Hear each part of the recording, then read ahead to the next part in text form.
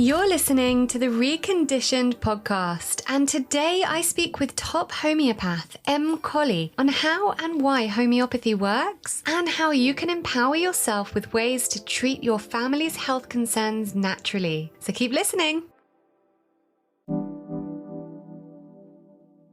Your personality creates your personal reality. Authentic power is when your personality comes to serve the energy of your soul. The truth is, the body is one ecosystem. You can get to the root cause and everything goes away. Welcome to the Reconditioned podcast, where I use my knowledge and expertise of over a decade in the wellness and transformation world to take a deep dive into what makes us thrive as humans. I'm Lauren Vaknin, leading wellness and transformation coach, and following my remission from the rheumatoid arthritis I'd had for 27 years that left me wheelchair-bound by the age of 18, I created a unique coaching combination, conflating physical, mental, emotional, and spiritual aspects of self to create true, long-lasting well-being in all senses of the word. This podcast is one of the many free resources I've created to help you achieve the same. Whether you're suffering from chronic illness, raising children in a world of conflicting information, you're an entrepreneur wanting to step into your purpose, or you simply want to feel empowered and motivated to become the best version of yourself, join me along with expert guests as we uncover the most actionable and tangible ways to recondition ourselves back to wellness.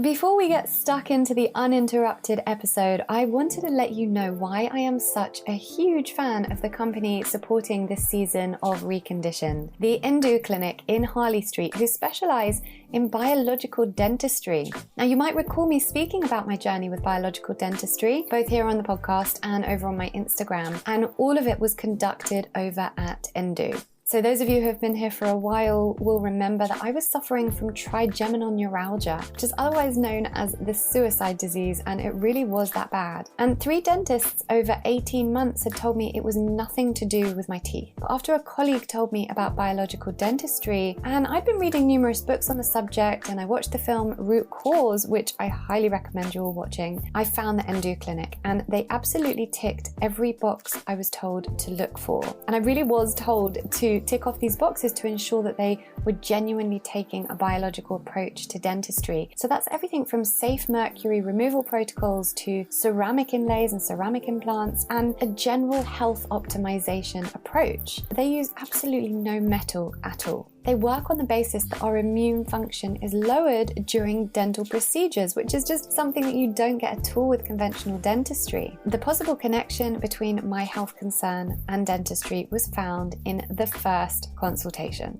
Again, something that all these other dentists and facial pain specialists at honestly some of London's top hospitals were not able to see. Because what they know is that previous dental treatments can lead to jaw cavitations, something that only those who are trained in biological dentistry know how to look out for. Now, during my procedure, I was given IV vitamin infusions, ozone therapy, and this state-of-the-art plasma PRF treatment, which was all to ensure that we were giving the body the very best chance to heal. And there's also a whole pre-treatment protocol as well. Anyone who listens to this podcast will know how much my life's journey has been about health optimization, so this was just revelatory to me. And the trigeminal neuralgia went away the very next day. And it's not just facial problems. We now know that up to 70% of chronic health conditions can be as a result of conventional dentistry treatments and misconceptions surrounding oral care. I honestly recommend this clinic to everyone I know, and if you are experiencing any dental, facial, or chronic health problems, or you just want your teeth looked after by a team who truly understand the long-term way to keep teeth and gums healthy, go to nduclinic.com. The clinic are offering a 10% discount off your initial consultation to anyone who mentions coming through Lauren. And this will include a dental exam, x-rays, 3D scans, and even your first hygienist appointment. So that is nduclinic.com. Thank you to Endo.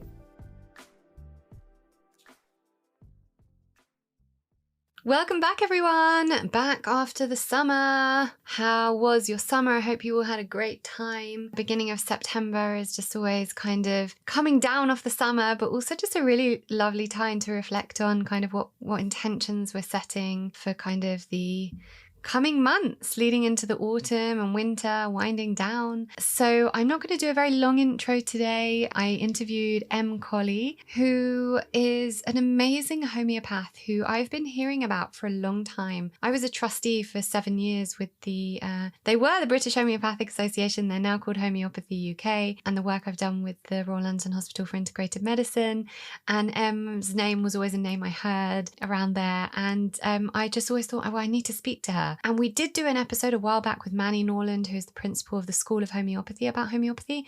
But I wanted to do an episode that was more focused on how we actually use it practically within the home and with our families, what sort of conditions homeopathy can treat, and just make it really kind of a lot more relatable to those of you listening who have heard of homeopathy, might not have implemented it yet, might not have a kit at home, but are interested in knowing more about how it can help you. And I keep a kit. I mean, I've got loads of kits, but for me, homeopathy is kind of the first port of call if anyone in the family is unwell with anything from upset stomach to sunburn to headaches to shock to pretty much anything. So I am, as well as the bigger things, you know, when my son had chicken pox and kind of all stuff like that. So I am a huge fan of homeopathy. It was a massive part of my own remission and my own healing journey from arthritis. As I always say, I don't believe anything in isolation works. So, you know, I did that obviously alongside shifting my mindset, and nutrition was a massive part and lots of other things. But essentially homeopathy treats the person, not the disease, and it treats from the root cause. And that's why I love it so much. It's just using nature to kick your body into gear to kind of heal whatever the ailment is from the root cause. So in this episode, we speak about everything from how to implement homeopathy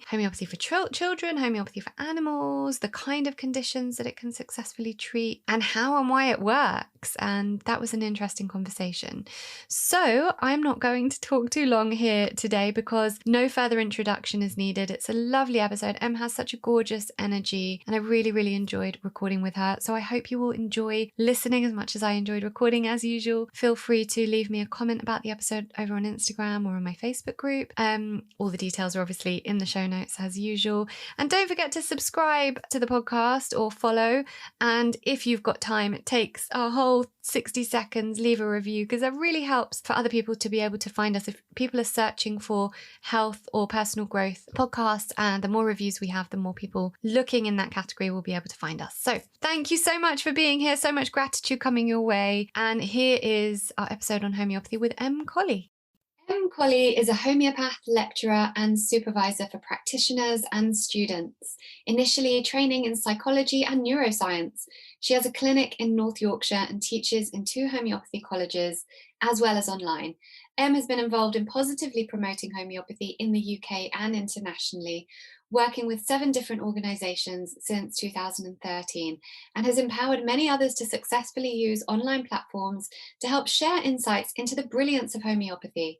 She's recently trained in laughter yoga and has been enjoying offering free laughter sessions online since January. So welcome, Em. Thanks, Lauren. I think I want you to come everywhere and introduce me. That was beautifully fun, isn't it? Yeah. Or you could just take a little recording of me saying, yeah. I'm here, I've arrived. Those kind of Bridget Jones introductions, I love. Well, I have kind of been hearing of your name for a while in the homeopathy circles, my work with Homeopathy UK and the Royal London Hospital for Integrated Medicine, and I've kind of heard your name pop up as the one to speak to, so I thought it would be great to get you on the show today. So before we get started about your journey and your background with homeopathy, I always ask the same question to begin the show with every guest, which is, what have you done so far today to support your wellness? That's a great question. And I was thinking I was going to go for a lovely swim this morning. So that was my plan, to go for a swim in the river. And I think my today has been one of those, I don't know if you know Byron Katie's book, Loving What Is. Oh, yeah, absolutely. So it has instead been like a loving what is morning. So I've just finished cleaning the cat sick up. So it's a bit of a flavour of the morning. But we started, I think at about 3:40, my partner had stomach pain. So I was prescribing remedies for him then, which is actually thinking about, using homeopathy in the home is a great way you can instantly help things. So that was, but then I was out with the dogs because they were unsettled and thought that obviously it was time for them to get up now. So I was really appreciating nature though. So I took the dogs out, the blackbirds were singing away, there was owls calling. So it was a really sort of, yes, I wasn't going to get the swim because of various other factors, but actually it was a gorgeous embracing what is morning. So I've also had my cold shower. And the other really, really exciting thing I've done this morning is I've set up, and there's 4 of us that have co-founded a little group, and we're working, it's called Harmonizing Water. And we do a 3-minute meditation with holding the water. I've got my water here with my crystals in it. And we're just focusing on love and unity. And we've just been so aware of the kind of divisions in the world. And there's so much divisiveness going on at the moment, it feels. So we really wanted to come together and offer some love to the world and to anyone who wishes to join us. So that takes place on a Tuesday morning at 9 a.m. and a Tuesday evening at 8 p.m. And we just read a short invocation. We meditate with our water together, and it feels so gorgeous. So I was just and then onto the cat sick, but that real balance of reality and actually, even doing those things like that is so much easier when you've had that sort of charging yourself almost. So real battery moments this morning. Yeah. So the harmonizing water is divine. That's gorgeous. I love that. So where do you do that? Online? Is that it's online, something that anyone can join? Anyone can join, absolutely. What are the details for that? Let us know. So it's harmonizingwater.weebly.com. It's just on a free Weebly site at the minute that we've got the details. And the Zoom information is on there for both of the sessions. So it's a really beautiful. Well, it's just a growing small group, but we're really opening it up to more people are welcome to join us. So, and then we take our water that's been blessed with our love and our healing energies, and we put that wherever we like. So there's a reservoir near me. I sometimes put the water in, or in the river. We water our plants. I scattered some around a friend's house the other day. She was having some trouble in times. So just really, and we drink it ourselves. So really share that water. Yeah. So this fits in really nicely with homeopathy. Can you explain how water holds energy and what kind of the meaning is of you doing the harmonizing of the water? So I would really love to be able to explain fully how the water holds that. And I've been to several of the brilliant Homeopathy Research Institute conferences. And in the end, I've gone, gosh, this is being researched by way cleverer other people than me. I'm going to sit and wait for them to come back and tell me how this works. I see it working all the time. And I've really got a very curious mind. I sort of want about 4 of me to be able to research something and do it. And I'm the same, yeah. There's so much out there to discover. So I love the EZ water, the easy water theories that Gerald Pollack has been looking at. So he's really worth looking at with the 4th phase of water work that he's doing. And he's one of those brilliant researchers who's so I don't know, he feels like he can communicate to the everyday person, whereas some of these amazing water researchers, I'm sort of sat there going, I have a basic degree, a bachelor's degree in science, but I'm going, I have no idea what you're talking about. Yeah. It's too complex for me. So I'm doing a lot of trusting, I guess, that I know these people, I will find these things out as and when they come.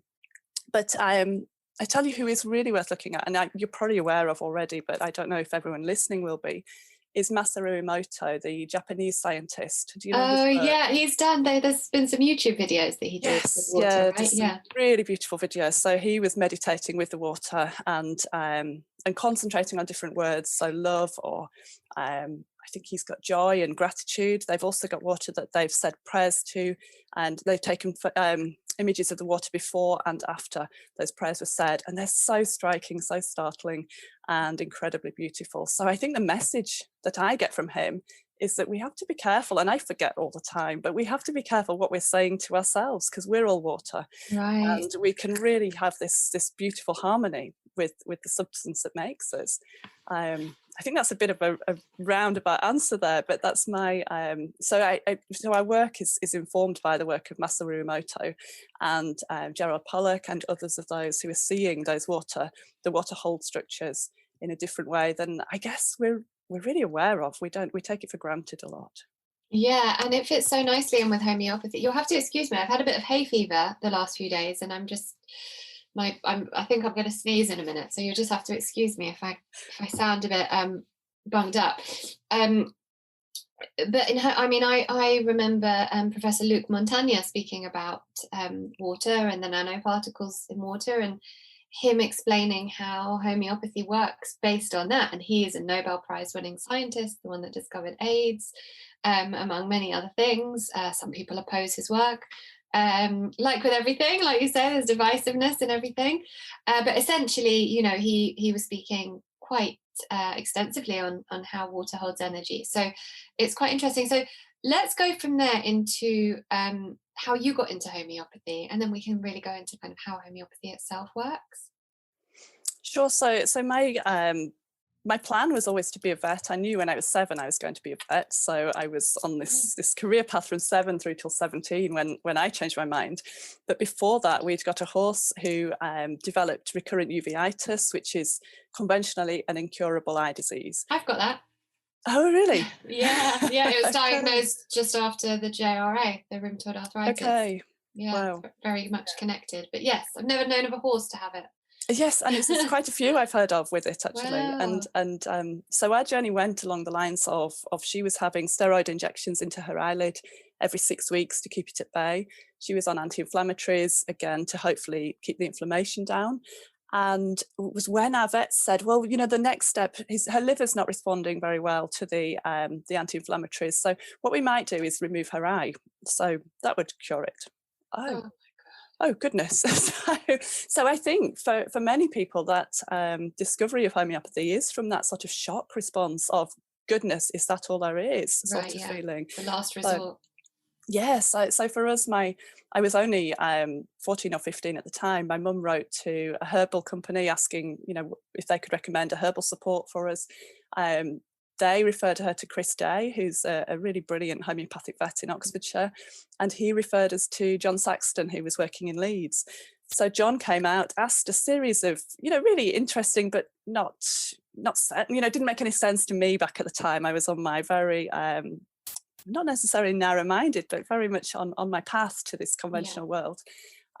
So asked lots of questions. He sent a remedy, and it was one of those kind of bleak times. So I think the road was about a mile up to the stables that she was at. So my dad was marching up there in the snow because the road was blocked at the time, and she was having 1 tablet a day for 5 days.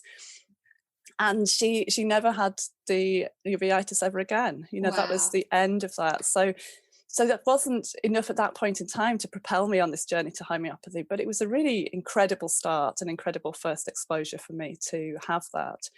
And we were told conventionally she's in remission. And I kind of, I don't know, I play now with the philosophy of, is remission when something, it never happened again. So was it cure, was it remission? And almost, does it matter? Right. So she lived a perfectly healthy life with her 2 beautiful, brilliant eyes. Oh, and wow. Yeah, so that was our first introduction.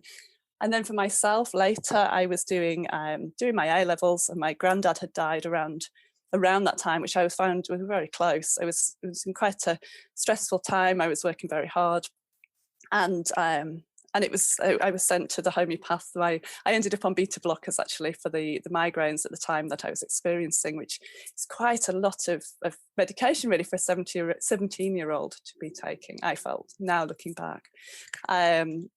But we went to the homeopath, and it's been a journey. It wasn't, I'd love to always be able to say, it works instantly. It's so incredible, but it's a process, isn't it? It's a journey, and it's taken time. But those, they're nowhere near like what they were. Rarely get them now. So yeah, really, that was my sort of personal introduction. And then went off, studied my degree in psychology and neuroscience, and then sort of gradually, it was one of those gradual processes. And even while I was studying, actually, I'd sent off for information about studying homeopathy, but you were recommended to be a little bit older. So you'd got a bit of life experience, I guess, before you launched into Which this makes career. sense. Totally makes sense, absolutely.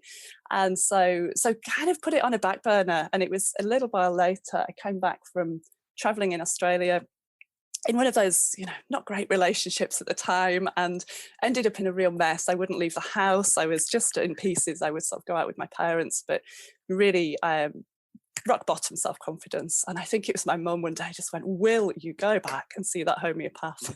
And so then re-began my journey with homeopathy for myself. And it was a little while later, she went, oh, why aren't you studying homeopathy? I went, oh, yes. I forgot that was where I was supposed to be. And it's just been like coming home. It's been a really amazing adventure. Yeah. So that's sort of my not very short explanation of how homeopathy came in my life. Yeah. No, that's beautiful. And that's amazing about your horse. It didn't work out like that for me. I lost the sight in my eye. Oh, gosh, wow. Yeah. So I don't have sight in my right eye anymore. But then I went into remission after that. Thank God the actual uveitis is gone now.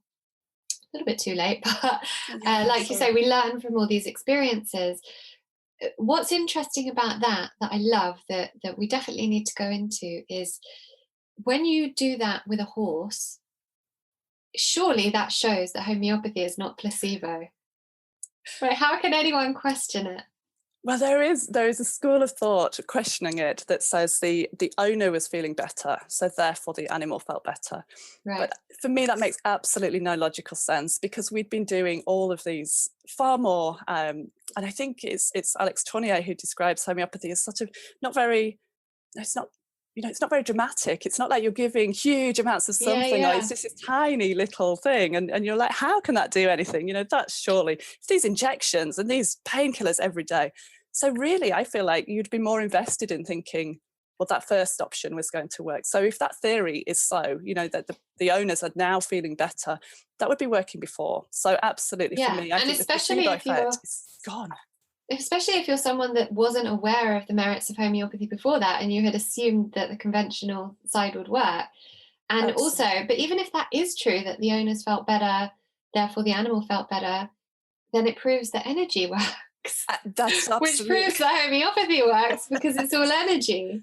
That's all we really are. So. And I wish they would investigate those things. In that case, you could go and look at the fact the owner feels better, therefore the animal feels, because that's an amazing phenomenon. Right. Well, they have. I mean, lots of people have. We know that everything that exists is energy. Absolutely agree. But I'm talking about the people who are denying it, that they then put some energy into this, because that's an impressive thing. But because absolutely, if they researched that and showed us that research, then they wouldn't make any money. So why would they do that? Yeah. So can you explain exactly how homeopathy works? So as I say, in terms of exactly how it works, what I see now is it's setting up a good environment for the body to be able to heal itself. So my take is that you can eat well, but it's not the food that's healing you; it's your body's doing its work. So as I see it, the remedy acts as a catalyst and sets up that positive space, perhaps, that the body can then start to heal itself from. And I explain it when I give talks to people about how almost we're almost like a car going up a hill, and we get to nearly the top. And if we were to say bump start a car, we'd be just starting at the very top. We wouldn't keep pushing it all the way down. So for me, we're giving what we talk about as the minimum dose. We're giving a small amount just to stimulate that body into that point to be able to start healing itself. Does that make sense? Absolutely, yeah. So, and because what I love about homeopathy is that it treats the person, not the disease as well, right? So how does it work in terms of the remedies themselves? How are they chosen, and what are they? Like for the person listening who this is brand new to, what is a homeopathic remedy? So it can be really pretty much anything. I think there's over 4,000 different remedies at our disposal. So we either talk about them as remedies or homeopathic medicines. So I might do that interchangeably. But anything I'm looking at, some rose quartz could be a remedy. I have a patient doing really well with rose quartz for her, supporting her in a really holistic way. So And then there's so many things. So aloe vera is right next to me. I've got an aloe plant just here. That's a remedy that can often help really well with diarrhea for people. But again, often we talk about, arnica might help with bruising, or hypericum might help with fingers crushed in a door, that awful pain, that nerve pain. But often our remedies have much bigger pictures, and it is a real process. So in terms of how I would select a remedy for somebody, it's really sitting with that person for generally an hour and a half to 2 hours. I give and allocate for a new consultation with somebody, and I really want to get to know who they are. Who is that person sat in front of me? It's not just about what's your headache like. It's about who is that person who has that headache. And Hippocrates said, I think, it's more important to know the person who has the disease than the disease that has the person. And very much that's, homeopathic philosophy is really grounded in that. Who is that person that has what's going on? So we take a really thorough look at the issues that's brought them into the consulting space, because it's not very often people kind of bounce in completely healthy. Right. There's normally something that's got us a little bit stuck, whether that's emotional, mental, physical, even sort of spiritual stuckness. It can be anywhere on those different planes. And we're really just going to have a dialogue about who that person is and how they do life, how they do challenges, dreams, fears. There's so much that we take into account that, sorry, I've got these pinging things going on here. So just really looking at who they are, and then we're going to take all that information and go away and analyze it, see what the big themes that are coming through maybe are, see where that person gets stuck, because I notice we often get stuck in almost the same place. The same thing trips us up quite often. So if there's a pattern there, we want to see that. And then we've got brilliant tools at our disposal. We've got I've got bookshelves full of books that I often reference and use. And we've also got things called computer repertories. And our repertory is a collection of what we call rubrics, which is maybe a symptom. And that's a collection of remedies that have that same symptom. So it could be, say, headache, worse on the right. And then there's a collection of remedies that fit that. And then what we're often likely to do is cross-match those remedies, those different symptoms, and see what remedies come through strongly in that. So we have that as a tool. We have different tools. I'm a massive lover of the periodic table, so the remedies from that. And there's a gorgeous system that those remedies, there's a Dutch homeopath called Jan Scholten who's done a lot of work with categorizing them. So that's really inspirational. It really looks at the whole of life again. So I can get quite geeky about the periodic table. But using these systems and using things like our repertory, we can really come to a nice match of a remedy for that person. So that's where we start. And then I always say, I've recognized now I'm sort of 14 years into practice. And I always want to understand a person fully at the first consultation. But I have really become aware I could be, could be an incredibly arrogant trap to fall into, to think, this afternoon I've got an 82-year-old lady that's coming to see me. To think I can understand the whole of her and her life in 2 hours it sometimes takes time to really see and match that remedy really beautifully. But when you do, there's nothing quite like it. I haven't found anything as exciting as working with homeopathy, actually. Well, my experience with it has been the same throughout my life. It's really been the one constant tool that's got me through a lot illness over the years. So, and now I use it for everything. It's my first port of call in what I call my daily wellness toolkit, or my family's home toolkit. That's the first thing that comes out if something's wrong.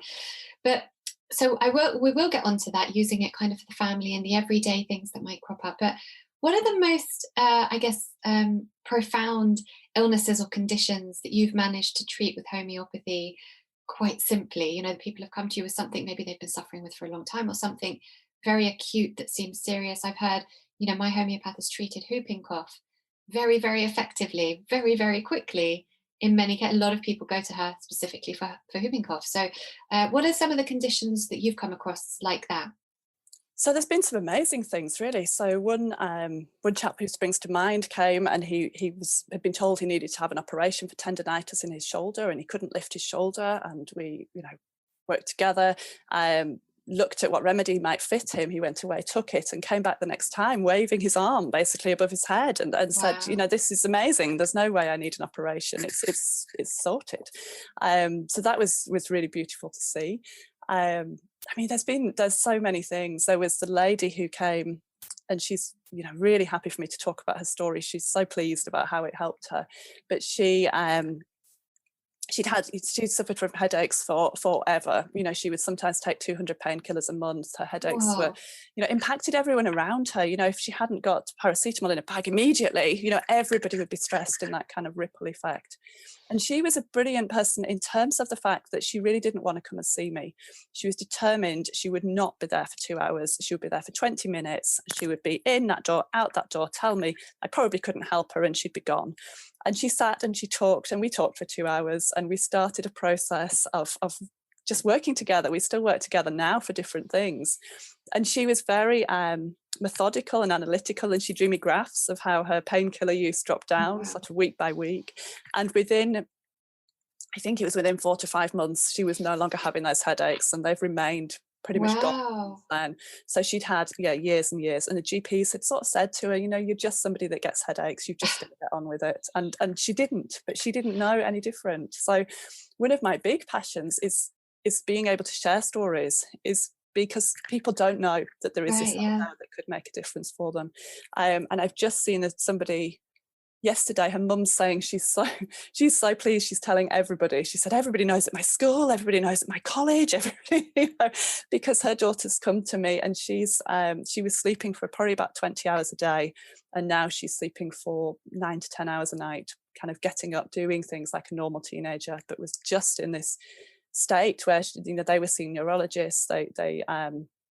She was still doing this sleeping, excessive, really no energy, and she would get up and sort of be just counting down to get back to bed, basically. So really, and I was chatting yesterday, and they said, she'd gone out for a day trip, and she'd set the alarm, and they'd been off by 8:30, and they were talking about how different it would have been. And they said in February she set an alarm to speak to a friend at 7 p.m. thinking she might be awake by then, but actually she slept through that and wasn't able to get up. So it's really huge potential, and huge shifts can definitely be seen. So I have a question about that. So these stories, especially the one with the headaches and this one with the sleeping, to me it sounds like I would always first go to, okay, what's the root cause? What's happening there?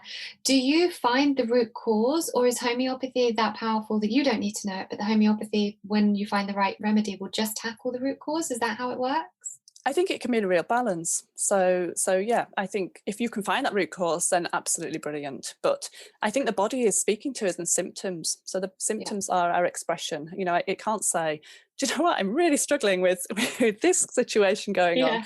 And we just have to listen to almost the language of the body through the symptoms. So yes, sometimes you're able to know exactly what it was that started that.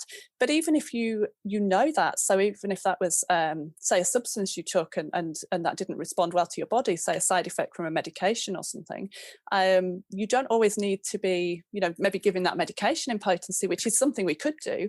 But if you can match who that person is, a whole person, and give the remedy that matches that, I think it's sometimes even more powerful. Would that be the constitutional remedy? Yeah, the constitutional remedy. Yeah, right. The sort of hallowed constitutional. Yeah. And your constitutional remedy can change as you get older, is that right? I think it can. Yeah, I think so. I think mine definitely has. Yeah, we go through different phases in life, and to think everything's static, then nothing's static, is it? Everything changes. Right, so, exactly. The universe is constantly expanding, and we're part of the universe, and we expand with it. Absolutely. And if we can find that remedy that best matches where that person is right now, and if that can be a really great remedy, it can last for years, but absolutely it's not necessarily going to last forever. Yeah. Do you treat children? I do. So what are the kind of, because a lot of our listeners are parents of younger children. What are some of the most kind of profound things you've treated in children, or childhood illnesses that parents have come to you and it's been like a miracle? People would see it as a miracle. I would just see it as homeopathy, but the kind of the everyday childhood illnesses that people struggle with.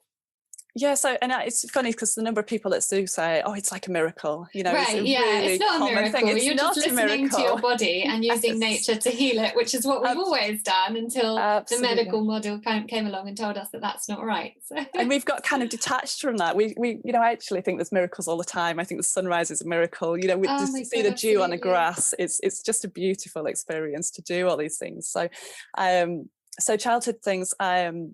I've had a mum text me this morning to tell me that they had to bring in the big guns for one of their children, and it was the remedy that had saved him at Christmas.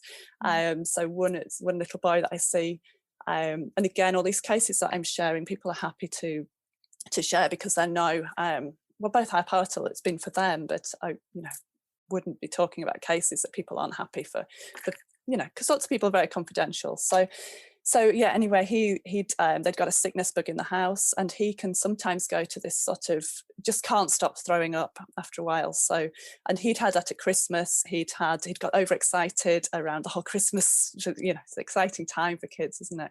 And he'd brought the excitement seemed to have brought on a migraine for him. And migraine was something I treated him for in the past, and he's done really well with a constitutional remedy for that. But this time, you know, they were repeating that remedy, and that wasn't helping. Other remedies weren't helping, so we looked closer at what was going on.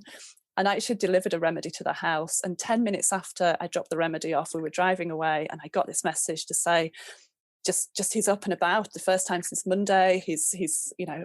10 minutes later from that, I was getting a message to say he was eating, he was keeping water down, and he hadn't been able to do that for days. So they'd been at a position where they'd rung the GP, who'd said if he doesn't get better pretty soon, you know, he needs to come into hospital. And you know, it was just before Christmas. They've got a big family. It wasn't how they wanted to spend Christmas for any of them. So thankfully, homeopathy was able to help him with the sickness then, and help him with the sickness last night as well. So he's just great. So for him, migraine, also hay fever. You know, a lot of people don't want the kids to be ironic today. Yeah, do you know what? Because my homeopath treated hay fever in me years ago, and it never came back.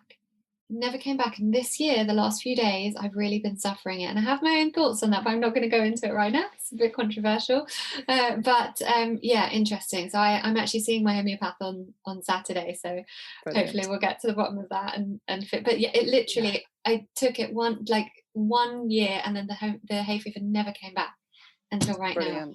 Yeah. What about things like, oh, go on. I was going to say things like molluscum as well can be just Thuya, right? Thuya is just the... Well, it can be for warts. Thuya is a big kind of wart remedy, but then sometimes it doesn't help. There's plenty of other wart remedies out there. That's so it's a good starting point. But if that doesn't help, then you know, seeing a homeopath and looking at a bigger picture. But Thuya hasn't been a remedy I've given for any of my molluscum cases. How funny, because do you know what I see? There's a Facebook group for our local area, and there's like 40,000 mums on it or something, and every time someone mentions molluscum or verrucas, no one ever talks about homeopathy on this group. It's quite mainstream. It's quite, you know, they're all asking for pediatricians and this and that, but someone will always say Thuya.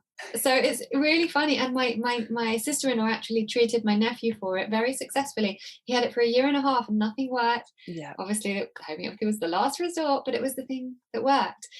But what I was going to ask, what about things like measles, chickenpox, like those sort of childhood illnesses?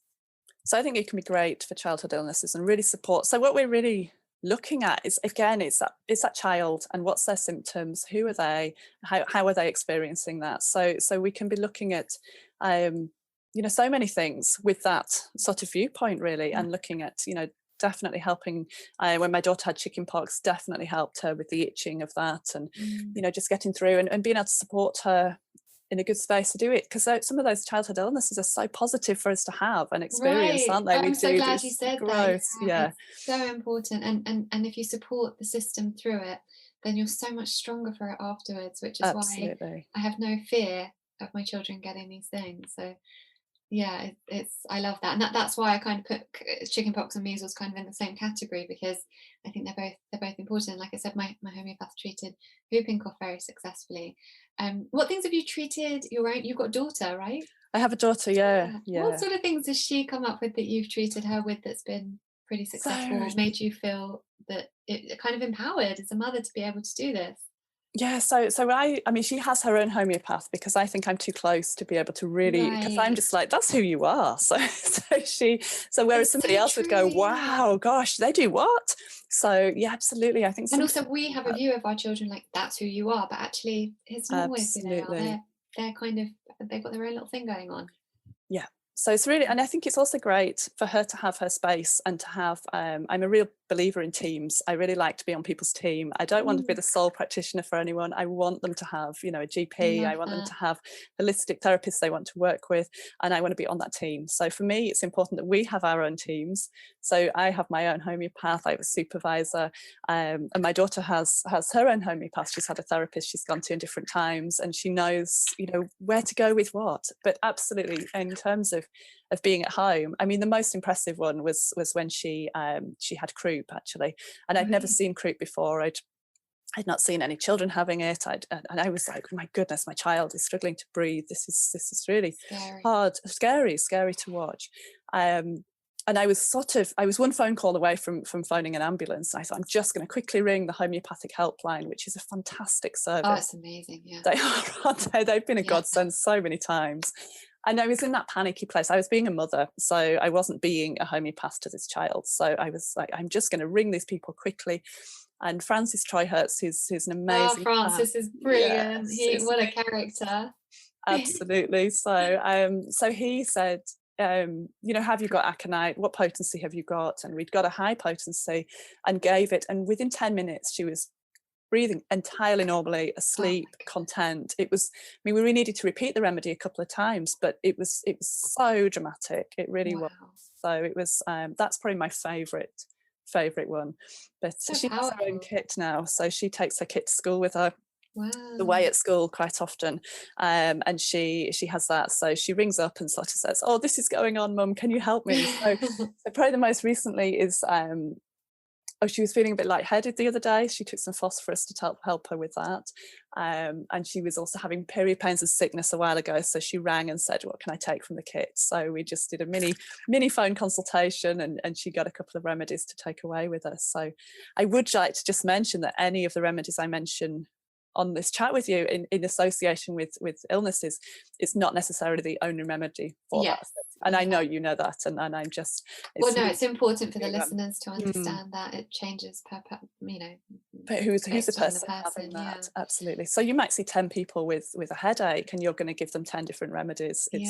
It's so, But I love how powerful that was, especially about the croup, because you know, I see, you know, for anyone listening now, just it's kind of just a bit of guidance or inspiration as to, you know, we don't have to go down the medical route every time, call the doctor 111, steroids, because it goes down that road, you know. Oh, it's so bad. He's got croup twice, he's had croup 3 times. You better put him on steroid. You know, I've seen this. mhm. Homeopathy should be the first port of call because it treats it from the root cause and it helps the body heal it from wherever it started from in the first place, as opposed to suppressing it. And I always try to encourage my friends. I have to say most of my friends, I'm very lucky that most of my friends now are within my way of thinking, and they'll always kind of start with a natural option. But I do still have some friends that will kind of, you know, go the 111 route, or, you know, and I'm just like, just try homeopathy or call a homeopath, or, you know, the problem is at that point, and I think this is a really good point actually to put in here at this point of the show, is that you have to have a homeopath, because you can't, if you're in the middle of croup and your child can't breathe, you know, when something's up with me or my kids, I'm texting my homeopath and she'll advise me if it's an acute situation. You can't always get there, right? But if you're in the middle of croup and you don't have a homeopath, you can't just, yes, you can call up the homeopathic helpline and it is amazing, but it's like, you know, like you say, a team. You've got a team behind you. Mhm. If you're doing anything in life, you're running a business, whatever it might be, you have to have a team to support the growth of that.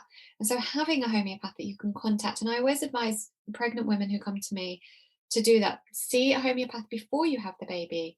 Get the homeopath on board. Allow them to know you, who you are, so when you have the baby, when things come up, you'll be able to you've already established that connection, that relationship. They know you, they know what to advise, as opposed to waiting until something goes wrong and you don't know who to contact. If you've got that homeopath on your team, you just almost have that peace of mind and that reassurance that you've got someone there backing your corner, that's going to be able to advise you in the right way. And that's why I think it's so powerful when they're, I mean, thankfully my little one is, you know, pretty robust. My big one was not so much when he was a bit, I mean, I say my big one, he's only 5.5. He, you know, he had a few things going on when he was little, and the first thing I always did was contact the homeopath. And I truly believe that because he doesn't eat well either, so I don't have the nutrition element with him to be able to kind of boost his body in that way. And I believe that it's how I treated the things that did come up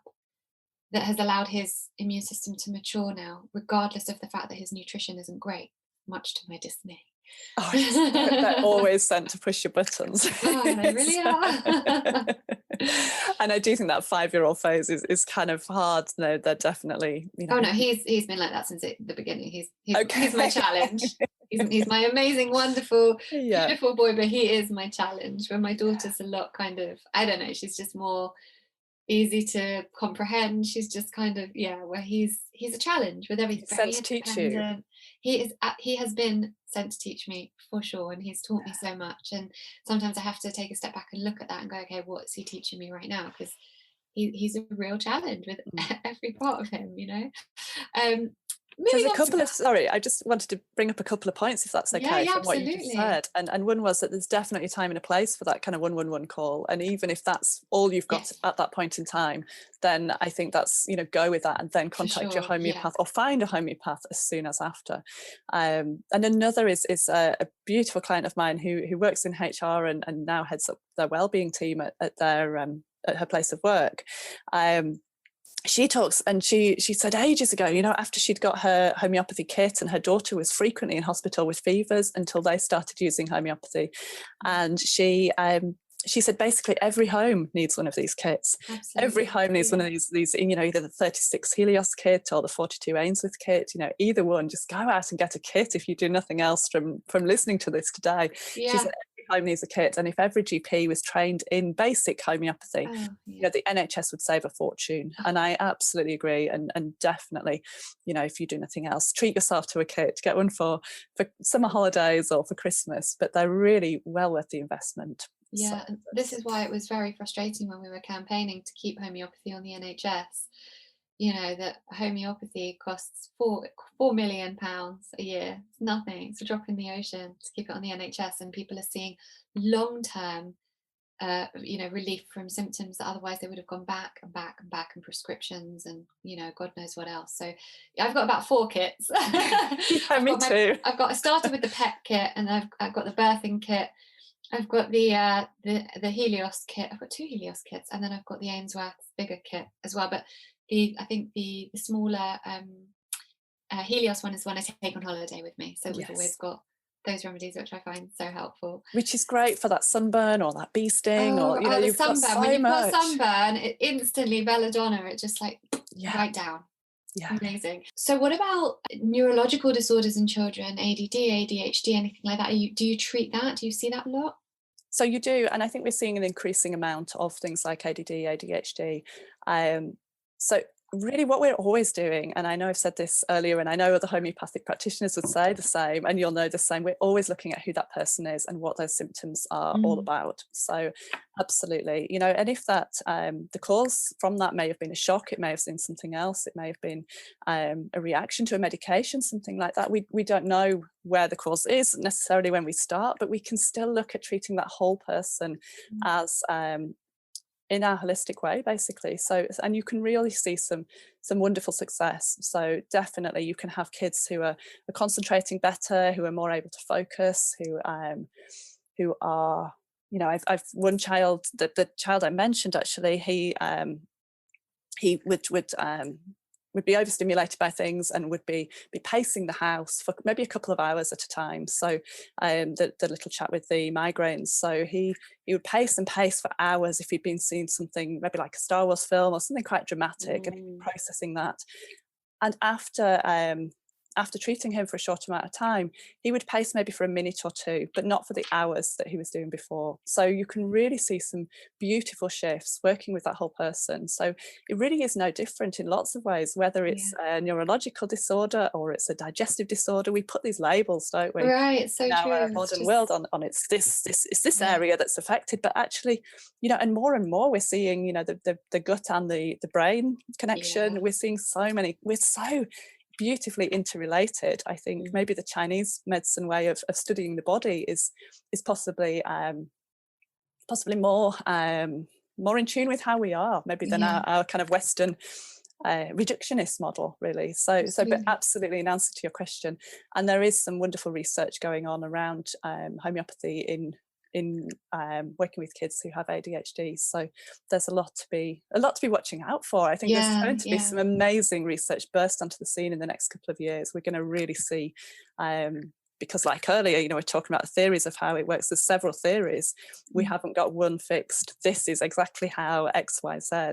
But I think we'll see a lot more of that as well. So stay tuned for the research.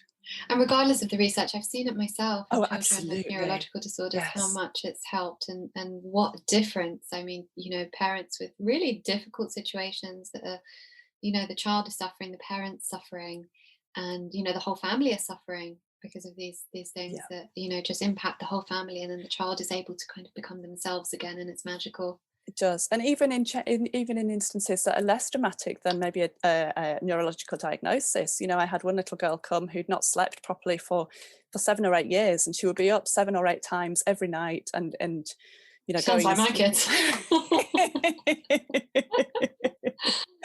But it was impacting on the whole family, and it was only when they started using homeopathy that she went, gosh, we've had a few really good night's sleep, and actually we're seeing the difference. Everybody's more cheerful, everybody's happier in the whole family space. So working with that one person can really ripple out and affect everybody in that space, really. So, and often what you do see, working with kids, is that the children will come, and then the mum will come, and then the dad will come, and you'll end up treating the whole family, which is it's a privilege to be able to make that difference, and do that. So what about emotional issues? Someone suffering emotionally following a trauma or loss or something like that. Is homeopathy able to treat stuff like that? Absolutely. So I know it's great for shock, isn't it? Great for shock, but also things like PTSD. I've a wonderful woman who's got complex PTSD, who's doing amazingly well with homeopathy. So it's definitely, it's not, and it's funny how some people sort of go, well, gosh, homeopathy is just for the emotional, and someone else will say, well, homeopathy is what's great, it's just for the physical things. But actually it's this beautiful interplay of both. And you're seeing, I'm seeing a lot of anxiety at the minute around. So a lot of people coming with anxiety around, kids with anxiety, kids struggling with school, having gone back into school, kids struggling with maybe even some of the measures that they're not able to communicate fully with the masks, or so there's lots of different anxiety. So it feels a very fearful place out there at the minute for our teenagers and kids. So definitely anxiety, depression, and it can be beautiful. One lady who's, again, she's happy for me to talk about this. She's made me a beautiful video, which is on the website. And she was taking the maximum dose that they were happy to give of antidepressants. They wanted to add in a beta blocker because her anxiety was rising. And she just sort of got to that point. I think she'd sort of said, enough's enough. And I remember this conversation and how hard it was for her to speak to somebody about all of these things. And we started working together, and within a month or so, there was no need for the beta blocker, and gradually off the antidepressants, and just doing really brilliantly. Wow, it's really beautiful. That's amazing. So just because we've had this diagnosis or this symptom or whatever for a long time doesn't mean that trying something different isn't going to be almost freedom from. Absolutely. So for the person listening who's really interested and thinking, well, this sounds great, what's the best place to start? So I think the Find a Homeopath website is a fantastic resource. So it's it's had a bit of a facelift. It's really, really beautiful. So that's a really good space to start to learn some basic information about homeopathy. The For Homeopathy group has a whole load of YouTube videos that you can just start to learn little bits from different practitioners around the world. Actually, they've got some really, really brilliant videos on there. But to find your own homeopath, to go to the website findahomeopath.org and have a look for practitioners in your area. Might be you have a chat with several of them. You know, I'm always really happy to chat to people who are interested but might not use me as a practitioner, because it's really important that we're working with somebody that we trust, really. I think is the biggie, isn't it? So chat to a couple of people, find somebody, and lots of people are working online now, so there's not really even that physical barrier of location. So it's working, you know, my practice has been all online since the beginning of the pandemic. I did a lot online before, but it's working brilliantly. It's working really well. So yeah, even kids, you know, working with kids online, they do great. So those are probably where I would go and start. Beautiful. I love how passionate you are about homeopathy and about, you know, sharing, you know, the merits of homeopathy, about promoting homeopathy. So, you know, thank you for all that work you do. It's really appreciated. Thank you for all you're doing, because you're an incredible voice of wellness out there for everyone, and just living it, isn't it? You're really living that proof of, you know, like you say, you know, the research will come, the research, whatever you're doing, you know, homeopathy is beautifully shining through as you work. Yeah, I think it is all about, you know, using the experience we've had and to show that, you know, kind of a whole person approach to healing is really the only long-term solution, which is what I try to promote. So at the end, we do all about you, where I'm going to ask you a series of quick-fire questions, and it's just a little bit of fun to help the listener get to know you a little bit better. So the first one's always the same for everyone, which is fill in the blank. Wellness is. So I've been musing over this for a while, and I think it's the freedom to make choices. So we're able to choose to swim, to run, and really it is to do things to the best of our ability, I think. So to take care of, you know, this body the best you can, really. So and we're all starting from different positions, so I don't want anyone that's listening to be thinking, my goodness, but I can't swim. You know, it's about doing the best for you in that space, so the freedom we can. So there's a brilliant quote I love. Jim Rohn says, take care of your body. Take care of the body. It's your only place you have to live. So it really is that nourishing and that freedom to make good choices, I think, is wellness for me. Yeah. One fundamental change needed in the healthcare system. Well, that's a big one, isn't it? So for me, that's about integrating. So integrate more. And it does seem to be a little bit like we're going in the opposite direction. But it feels also like people are demanding choices, and people are starting to look outside of that narrative. There's nothing else you can do. So I think integrating more. And there's so much we could help patients, you know, by working together instead of having this separation. A book that changed your life? So that's, again, it's a really hard question, because I've been reading so many books this year. It's been such a hard question. I've been doing a year of discovery, and one of my things is reading inspirational books. But I've particularly enjoyed Wim Hof. So really loving that, and really embracing how he's done that inner journey. So I read that similar time to reading Tim Peake's The Astronaut's book, and it was so different, because it was this outer journey and this inner journey, and it was really fascinating reading them a similar time. But Wim Hof I would have to put up there. I've read a few others as well. Can I mention a couple more? Sure, why not? There's no rules here. It's not Desert Island Disc. So I listened to Shirzad, I think his surname's Carmine. He did a talk with Action for Happiness on positive intelligence, and I subsequently bought his book, which is brilliant. And he talks about the internal saboteurs we all have, and also the sage questions we can ask ourselves to move out of those difficult positions. So I found his work really, really insightful, really, really enjoyed that. And also Mark Manson's Subtle Art of Not Giving an F. Yeah. Swear on your podcast. But, you can swear, it's fine. Yeah. Oh, Subtle Art of Not Giving a Fuck. So so that's a book I wish I'd read 20 years ago. It's really, for me, just about getting out of your own way and getting on with it. So, and I like that concept a lot. Yeah, I'm yet to read that one, but Wim Hof is amazing, and I do his breathing every day. Are you in the shower yet? Are you doing the cold showers? I keep saying, do you know what? Most guests I have on talking about how they start their day with a cold shower. My husband's been doing it for a year, and it is the last thing. We're constantly evolving and learning, and there will be other things, but at the moment it feels like the last thing that I'm yet to embrace, because I have spent my life being a cold person. And I know, I mean, you know, I do NLP and I do all this kind of mindset reprogramming with clients. So I'm perfectly aware of the fact it's a story I'm telling myself. But, you know, I don't know, my body, when I'm in the cold, shuts down, literally shuts down. It doesn't operate because I had some nerve issues. I'm still not there. I'm going to get there because I'm fully aware that these are all stories I'm telling myself that I can overcome. So it's one of the things that I'm working towards. I'm not yet doing the cold showers, but I do his breathing. I do the 10-minute breathing every day. Brilliant.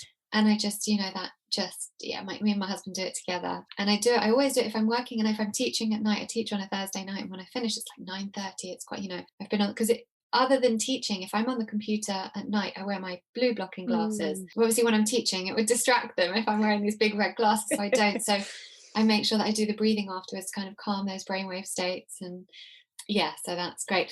Okay, so I was always, just lastly, sorry, I keep jumping in, but I was such a cold person. I used to have, at primary school, I remember my fingers would go white. I'd be like, goodness, what's going on here? It's so cold. And I started open water swimming in 2012. And I honestly think between that and homeopathy, it's made a huge difference, and I'm a lot warmer than I ever was. And now Really? when I go swim in the river, it might only be say 12 degrees, but I'll be warm for the rest of the day. It's amazing, actually. So, and I reckon that's probably changing your constitution then, isn't it? So your constitutional remedy therefore changes, because you've gone from being, because one of the things in my constitutional remedies, the question is always, are you a warm, you know, do you get cold extremities, all of that, and it's always yes, yes, yes. So I guess if that's changing, that changes your constitution. It could do, but actually, I feel our constitution is so much bigger. You know, so much. How do you experience life? And but those things definitely are taken into account. So quite possibly, but absolutely, I've definitely noticed being warmer since swimming. Interesting. I have to get started on it. I really do.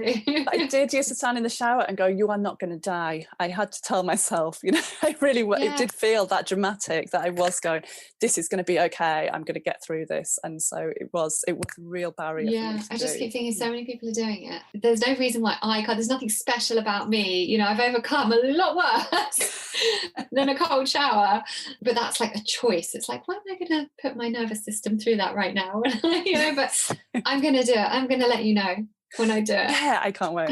Yeah.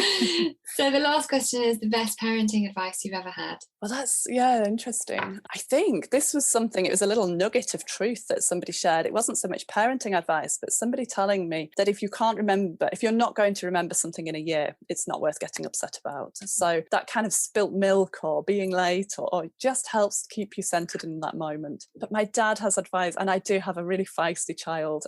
She's beautifully brilliant in terms of she knows what she wants and she's going for it. I think it's wonderful. The world is getting this woman who knows, child, woman later, who's going to know who she is and what she wants. But for me, it's hard at times to parent. Right. So my dad did say years ago, pick your battles. You're not going to be able to challenge everything and cope with it. Just work out the important stuff. So I guess they're both a bit like, don't sweat the small stuff, aren't they? Yeah, so important. I love that. Thank you so much for being here. We will put all your details and all the things you've spoken about in the show notes so people can have access to all of that, as well as obviously your website and everything. Is there anything else you'd like to let people know about before you go? Something you're doing, something you're creating? So I'm loving the laughter yoga. That's that's my sort of free contribution to our teacher, Dr. Madan Kataria, talked about we have a pandemic of anxiety to come and that laughter can help with that. So I'll send you the links to the laughter yoga stuff. It's just on the website anyway. But if anybody wants to join in with that, they're very much welcome. It's a small group. We just laugh a couple of times a week, but it's been a really empowering process to actually do laughter as an exercise instead of waiting for it naturally. So that's one thing. I think the other is the homeopathic journey has just been so incredible for me. So really huge thank you to you for letting me share it here. Oh, absolutely. And, if anybody's got any interest in exploring that, then definitely listen to your gut and dive in and find a homeopath, and just amazing things can happen. Yeah, I agree. Beautiful sentiment to end on. Thank you so much for being here. Thank you. This episode of Reconditioned was brought to you with support by London's leading biological dentistry clinic, the Indu Clinic in Harley Street, a one-of-a-kind clinic that combines biological dentistry with functional medicine to optimize not only your dental health, but your general well-being. Using practices such as safe mercury removal, removal of root canals and hidden infections, treatment of inflammation, treatment of cavitations, and much more. Visit nduclinic.com and receive 10% off your initial consultation and any scans or hygienist appointment by letting them know you came through Lauren on the Reconditioned podcast.